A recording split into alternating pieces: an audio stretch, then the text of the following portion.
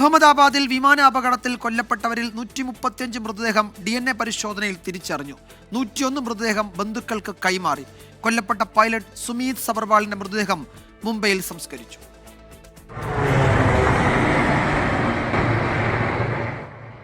മണിക്കൂറും പ്രവർത്തിക്കുന്ന ലാബുകളിലാണ് DNA പരിശോധന നടക്കുന്നത്. 20ഓളം ഫോറൻസിക് വിദഗ്ധരാണ് പരിശോധനകൾക്ക് നേതൃത്വം നൽകുന്നത്. തിരിച്ചറിഞ്ഞ 101 മൃതദേഹങ്ങൾ ബന്ധുക്കൾക്ക് വിട്ടു നൽകി. അപകടത്തിൽ കൊല്ലപ്പെട്ട പത്തനംതിട്ട സ്വദേശി രഞ്ജിതയുടേതടക്കം മൃതദേഹങ്ങൾ ഇതുവരെ തിരിച്ചറിയാൻ കഴിഞ്ഞിട്ടില്ല.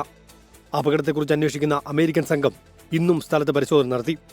ബ്ലാക്ക് ബോക്സിന്റെ പരിശോധനയും തുടരുകയാണ്. ഗുരുഗ്രാമിലെ എയർ ഇന്ത്യ ആസ്ഥാനത്ത് വെച്ചാണ് ബോയിങ്ങിന്റെ എക്സിക്യൂട്ടീവ് വൈസ് പ്രസിഡന്റ് സ്റ്റെഫാനി പോപ്പും ടാറ്റ സൺസ് ചെയർമാൻ N ചന്ദ്രശേഖറും കൂടിക്കാഴ്ച നടത്തിയത്. വിമാനത്തിന്റെ പൈലറ്റ് സുമീത് സബർവാളിന്റെ മൃതദേഹം ഇന്ന് മുംബൈയിൽ പൊതുദർശനത്തിന് ശേഷം സംസ്കരിച്ചു. അപകടമുണ്ടായ അഹമ്മദാബാദ് ലണ്ടൻ ഗ്വാട്ടിക് വിമാന സർവീസ് എയർ ഇന്ത്യ പുനരാരംഭിച്ചു. AI 171 പകരം AI 159 എന്ന നമ്പറാണ് വിമാനത്തിന് നൽകിയിരിക്കുന്നത്. 24 അഹമ്മദാബാദ്.